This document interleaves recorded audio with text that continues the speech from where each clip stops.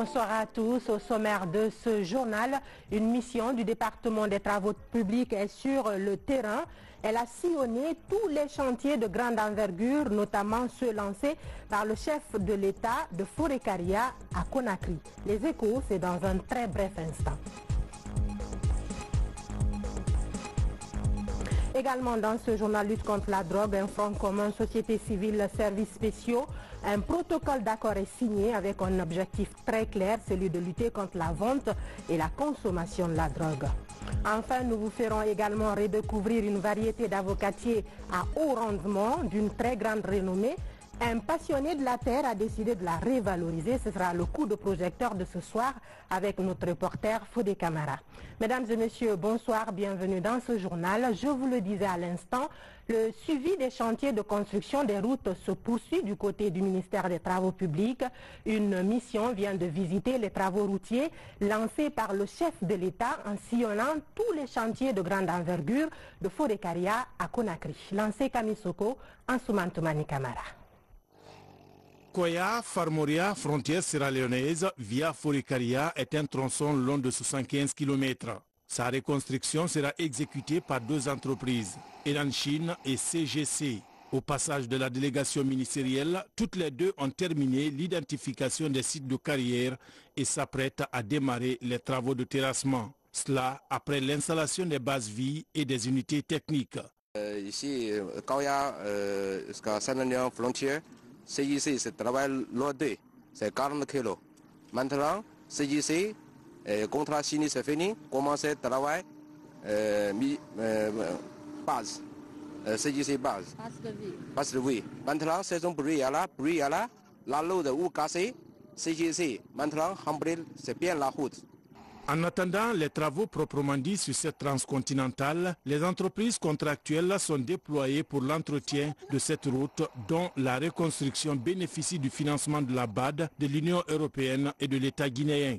Après le lancement des travaux, le retard que cela a fait avant que ces travaux d'entretien ne commencent, avait commencé à inquiéter les populations que si on n'allait pas rentrer dans la saison hivernale avec cet état, au risque de voir Forécaria coupé de Koya et pourquoi pas de Conakry. Pour l'instant, comme les travaux sont, la route est très dégradée, nous avons déjà instruit aux deux entreprises de faire des travaux d'entretien sur les deux tronçons et vous avez constaté avec nous que ces deux entreprises se sont déployées et aujourd'hui elles sont en train d'assurer les travaux d'entretien et ces travaux vont continuer jusqu'au démarrage effectif des travaux de construction de la route.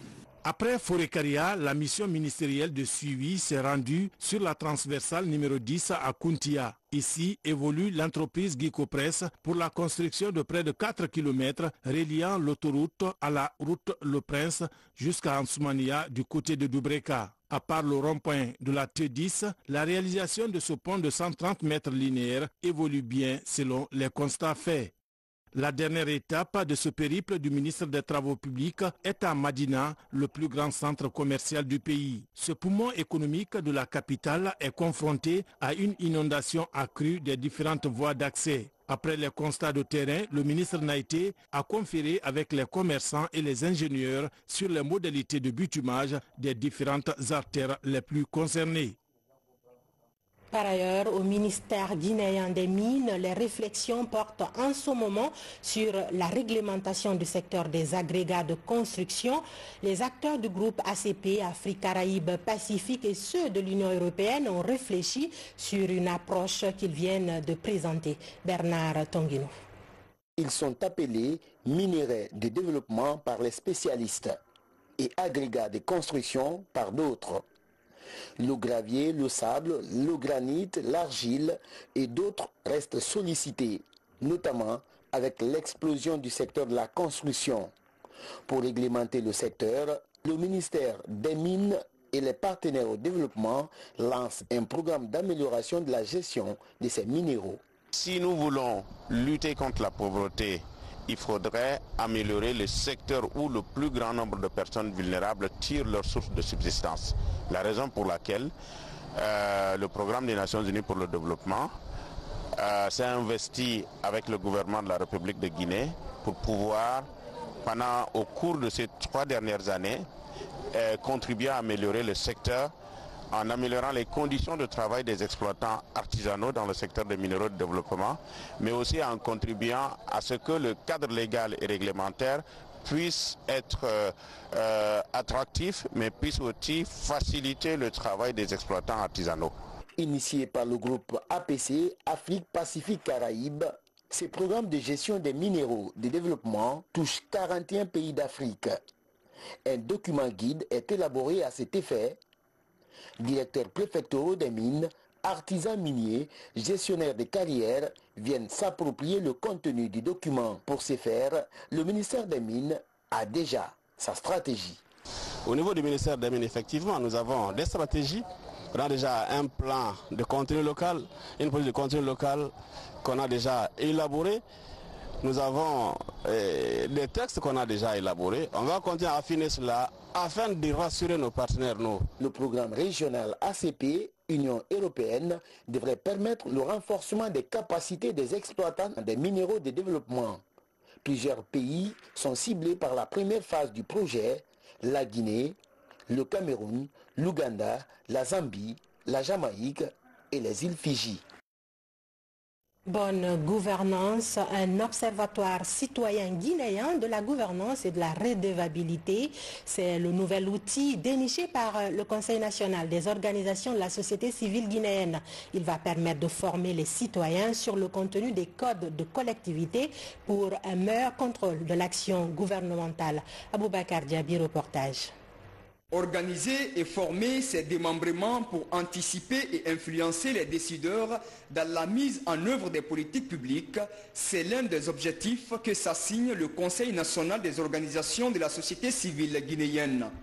Pour réussir ce pari, le Conseil lance officiellement sa nouvelle structure de référence dans le domaine de la gouvernance en Guinée. L'Observatoire citoyen de la gouvernance et de la redevabilité est le nom de cet outil apolitique qui porte sur la collecte et l'analyse des documents au niveau des 38 communes urbaines du pays et des 40 communes de convergence. Le fait de lancer cet observatoire au sein de l'université, ce temple du savoir, est un appel pour que notre gouvernance, pour que nos actions publiques soient des actions publiques bien informées et de qualité au service de nos populations. Sur les 1200 membres de l'Observatoire, 1131 ont répondu présents à cette rencontre organisée à l'Université générale Lansana Conté de Symphonia. Leur mission, participer au dialogue communautaire et citoyen, notamment sur des questions de santé, d'éducation, de sécurité et d'environnement dans leurs localités respectives. Nous allons créer un réseau de redevabilité. Tous les citoyens qui sont qui sont membres de l'Observatoire auront un compte WhatsApp. On a déjà créé pour les coordinateurs et pour les chargés de communication qui ont déjà suivi une petite formation. Ensuite, c'est la formation. Nous avons estimé qu'un citoyen ne peut pas participer efficacement à la vie de sa communauté s'il n'est pas bien formé. Alors nous allons leur donner les outils et les informations qu'il faut pour les permettre de savoir ce qui est fait pour le quartier dans le domaine de l'assainissement, dans le domaine de la santé, dans le domaine de l'éducation, dans le domaine des infrastructures et surtout dans le domaine de la prévention et de la gestion des conflits. Au terme de cette rencontre d'échange et de partage d'expériences, les membres de l'Observatoire ont prêté serment devant ces autorités locales dans le seul but de jouer pleinement leur rôle au bénéfice des populations. Dans l'actualité également, comment gérer les fonds destinés au fonctionnement des hôpitaux et des directions préfectorales de la santé? La question préoccupe l'inspection générale des finances, une inspection qui veut désormais changer de stratégie quant à la gestion des fonds alloués par l'État et les partenaires techniques et financiers pour le bon fonctionnement des structures sanitaires. Tcherno Maroufba, Al-Gassimoubar. C'est une rencontre consacrée à la gestion efficiente des fonds alloués aux hôpitaux et directions préfectorales de la Guinée. Venus des régions administratives de Kindia, Boké, Mamou et Labé, ces gestionnaires financiers s'approprient les nouvelles techniques de gestion. Le cadre légal, réglementaire en gestion publique et la gestion budgétaire et justification des dépenses sont autant de thématiques en débat. Notre rôle va au-delà de la répression. C'est dans ce sens-là, à travers une mission qui a été demandée par l'UNICEF, l'inspection générale des finances a audité les différents services. On s'est rendu compte qu'il y avait des choses à corriger au niveau des services, des différents services de la santé, parce qu'il y a des fonds, des partenaires techniques et financiers qui sont mis à disposition, dont l'utilisation laisse à désirer. Cette rencontre de 10 jours doit permettre à ces régies financières des hôpitaux de cerner tous les enjeux liés à la gestion et aux dépenses publiques. Déjà, les participants sont conscients des défis qui les interpellent. L'année 2018, le PEV, le programme élargi de vaccination, à travers Gavi, qui est un partenaire technique et financier, a eu à faire des audits à l'intérieur du pays. Mais par manque de personnel qualifié dans ce domaine, assez de dérapages par-ci par-là ont été constatés. C'est pour corriger l'ensemble de ces insuffisances-là que cette mise à disposition par l'inspection générale du ministère de l'économie et des finances a été initiée et mise en œuvre. Il s'agit d'aider ces cadres évoluant dans ce secteur de comprendre la gestion des fonds alloués aux services déconcentrés.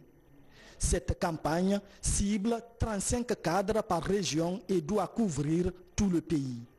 Au même moment, les inspecteurs partagent les mêmes thématiques avec les gestionnaires financiers de la région de Kankan. Sur un tout autre plan, les services spéciaux de lutte contre la drogue et la fondation Monde sans drogue signent un protocole d'accord, un partenariat dont l'objectif est très clair, lutter contre la vente et la consommation de la drogue en République de Guinée. Alpha Siagaba. Selon les statistiques des services spéciaux, 51% de la population guinéenne consomme la drogue et 60% des personnes âgées de 15 à 25 ans ont déjà consommé la drogue. Pire, la vente se fait à ciel ouvert à Conakry et dans les capitales régionales. La signature de ce protocole d'accord entre les services spéciaux de lutte contre la drogue et la fondation Monde sans drogue répond à cette problématique. Nous osons espérer, messieurs les représentants des différents ministères, à travers nos actions futures conjuguées avec cette ONG, que l'espoir est permis et que nous parviendrons sans nul doute à inverser la tendance évolutive du trafic et de la consommation abusive de drogue dans notre pays. Cette structure vient s'ajouter aux services spéciaux pour lutter efficacement contre toute forme de consommation de la drogue en Guinée. Parmi elles, le cannabis, le cat ou encore la cocaïne, souvent cités dans de nombreux cas d'interpellation. Les dealers qui émettent la drogue sur la plateforme en contrepartie de l'argent. Alors la Fondation pour un monde sans drogue veut contribuer et aussi mettre les mêmes stratégies d'information afin de freiner, voire même éradiquer la consommation de la drogue au sein de notre pays, dans tous les milieux. Les services spéciaux et la Fondation Monde sans drogue vont distribuer ces kits pédagogiques dans les quartiers et milieux scolaires. Il s'agit pour les principaux acteurs d'interpeller les citoyens sur le danger de la consommation des stupéfiants. Et puis, tenue à Mamon de la 5e réunion du comité de pilotage du projet de développement agricole Kindia Mamon, une réunion financée par l'agence belge de développement. Elle a permis de passer en revue les acquis du projet, mais surtout d'apprécier le niveau d'exécution des actions réalisées sur le terrain. Mamadou Paté Baldi. Le suivi et évaluation du programme national d'investissement agricole et la plateforme informatique basée sur la gestion axée sur les résultats sont des outils indispensables pour améliorer la gestion et les performances du secteur agricole en Guinée. Pour atteindre cet objectif, le projet d'appui au secteur agricole de Guinée tente d'amener les acteurs de terrain à une parfaite maîtrise de ces outils qui contribuent à l'essor de ce secteur au bénéfice du monde rural. La nouveauté, c'est de rendre automatique, c'est-à-dire d'automatiser tout ce processus de collecte, de traitement et de remontée de l'information, c'est-à-dire à travers un outil informatique, à travers un logiciel sur lequel on est venu former une centaine de cadres aujourd'hui à Mamou. Ça fonctionne, c'est un outil informatique comme les autres qui est là, qui a besoin d'une connexion Internet et donc un ordinateur. Et chaque utilisateur est structuré à l'intérieur de sorte qu'il saisisse les activités en termes de suivi et puis en termes de résultats. Dans la mise en œuvre de ce programme, notre pays bénéficie de l'appui technique et financier de la Banque mondiale. Il s'agit pour les départements de l'élevage, de l'agriculture, de la pêche et de l'environnement concernés par le projet de s'impliquer dans son exécution en tant qu'instrument privilégié de développement agricole durable et de sécurité alimentaire et nutritionnelle en milieu rural. On avait avant l'habitude de travailler, naviguer à vue, mais à partir de cette formation, nous avons non seulement l'outil PTPA, mais voilà maintenant que nous sommes avec la plateforme informatique de Segar. Les deux rapprochés, ça nous permettra de faire un suivi rapproché de toutes les activités que nous menons au niveau de nos régions respectives. On n'arrivait pas, c'était un peu difficile pour nous vraiment de faire nos rapports. Mais avec ce qu'on a vu, la plateforme Segar, on a vu qu'il y a eu un grand changement et que vraiment ça va nous permettre de bien vite évoluer. Cette initiative du gouvernement guinéen pilotée par le projet PASAG est une manière d'encourager les producteurs à mieux s'investir et de responsabiliser les cadres des structures déconcentrées et les communautés à la base à participer à ce programme en vue de renforcer la sécurité alimentaire en Guinée. Je vous le disais dans les titres, coup de projecteur ce soir sur une variété d'avocatiers à haut rendement dont la renommée dépasse les frontières de la capitale des agrumes. Cette variété importée en Guinée au temps colonial est encore de nos jours révalorisée par un Guinéen. Madani Diallo, c'est son nom, un passionné de la terre et fervent défenseur de l'agriculture écologique que notre reporter Fodé Camara est allé rencontrer. Suivez son reportage. La végétation luxuriante, avec des fruits d'une générosité rarissime de 2 à 2,5 kg. À Kindia, à la périphérie de la commune rurale de Damakania, cette variété d'avocatier exprime tout son potentiel. Une variété à haut rendement valorisée par le chercheur paysan Madani Diallo. Aujourd'hui, grâce au travail de vulgarisation de ce promoteur rural, cet avocatier très prisé se retrouve dans plusieurs vergers à Damakania Centre et au-delà. Ces avocats qu'on appelle Pollock, et il est issu de la recherche agronomique de Foulaya. Sa spécificité, c'est d'abord la taille.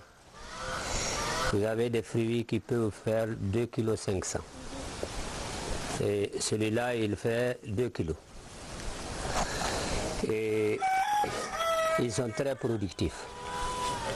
Vous avez un plant qui peut vous donner 800 à 1 tonne 200 de fruits. Et ils sont vraiment appréciables sur la table. Voilà leur particularité. Il est beaucoup productif. Il a une durée de vie autour de 80 ans. S'il réussit, vraiment, vous avez un verger d'avocatier et il produit 2 fois par an. Conçu depuis le temps colonial par l'Institut des fruits et agrumes coloniaux, l'actuel centre de recherche agronomique de Foulaya, cette variété à haut rendement est très convoitée par les producteurs. Une convoitise due à son goût et à sa résistance aux maladies.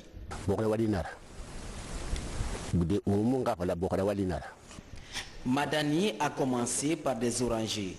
Aujourd'hui, cette variété d'avocatier a eu de la force. Elle n'a même pas besoin de publicité. Le seul coup d'œil suffit. En plus, nous bénéficions grâce au soutien de Madani Diallo de bons plants d'avocatier et de palmiers, sans oublier de bonnes semences de riz. Parallèlement à ses activités au centre de recherche agronomique de Foulaya, ce producteur soixantenaire met ses 40 ans d'expérience de chercheur à la disposition du monde rural. Adama Kania, à l'image de l'avocatier, du palmier nain, du bananier, du maïs et du riz, ce domaine de 6 hectares de Madani Diallo s'apparente à une école à ciel ouvert pour l'apprentissage à grande échelle des bonnes pratiques de production du riz bio, très capricieux et respectueux de l'environnement.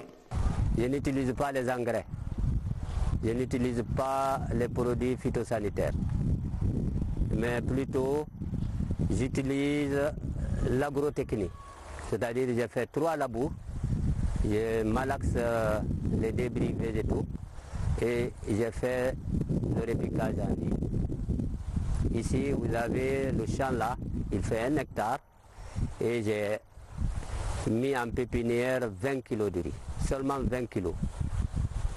Et j'ai repiqué en ligne, brin par brin. Récoltée 2 fois par an, la variété CK90 cultivée ici affiche des résultats satisfaisants. Des résultats qui oscillent entre 4 tonnes et 4 tonnes 500 à l'hectare. Pour Madani Diallo, sa démarche de promotion rurale se veut comme une invitation à l'action pour les autres agronomes guinéens et les jeunes générations. Ceci afin d'aider le pays à réussir enfin le pari de l'autosuffisance alimentaire. C'est avec ces belles images des fruits de la terre que s'achève ce journal. Merci à vous de l'avoir suivi. J'ai été très ravie de vous servir pendant tout ce week-end. Je vous souhaite une très bonne semaine de travail en ce mois saint Ramadan. Demain, vous serez avec Adel Kamarakoni. Au revoir.